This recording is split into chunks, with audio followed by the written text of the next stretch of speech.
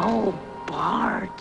Why couldn't you have gotten a paper route like other boys? Wait till I get you home, boy. What's that guy doing here? Lionel Hutz, court-appointed attorney. I'll be defending you on the charge of murder one. Wow, even if I lose, I'll be famous.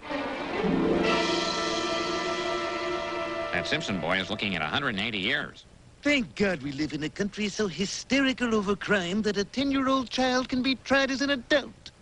I didn't order the Skinner guy killed. But aren't you the head of this gang? No, I just stop by the club occasionally to read the complimentary newspaper. Then who is the kingpin, the capo di tutti capi? That's the guy. Hey! Forgive me, Don Bartholomew.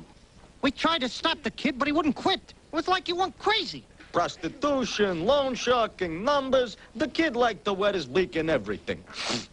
Mr. Simpson, you've been the boy's father for 10 years. Do you really think he could be the leader of a murderous criminal syndicate? Well, not the leader, I mean... Oh, it's true, all the pieces fit. Now, in light of the damning testimony from your fellow gangsters, your father, your teachers, and a seemingly endless parade of emotionally shattered babysitters, this court has no choice but to stop. Principal Skinner. I thought he was dead.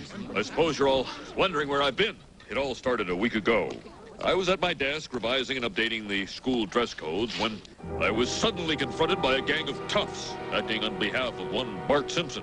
Or so they said. We really think there's promise in a boy. Get out! Okay, you don't have to yell.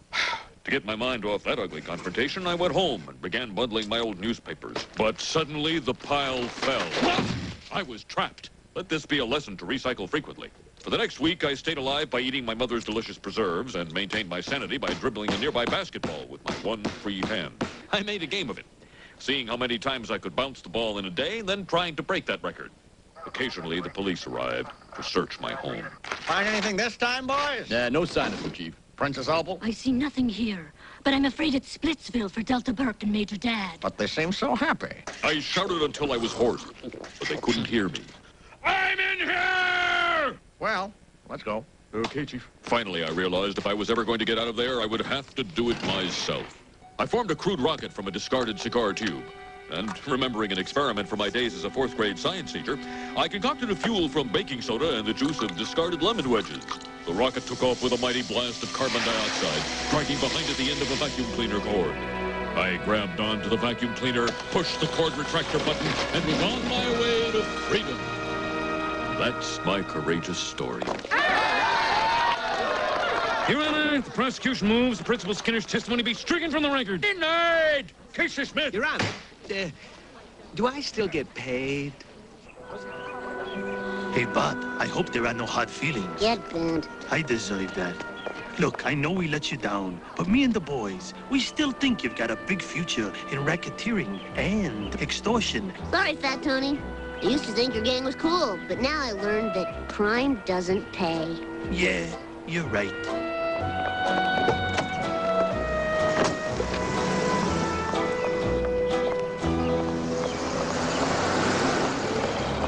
Blood on the Blackboard, the Bart Simpson story.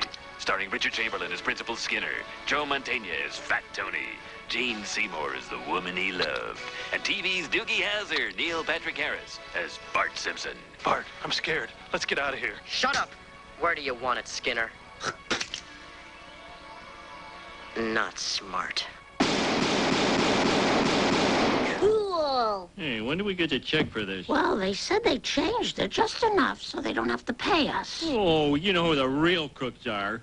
Those sleazy Hollywood producers.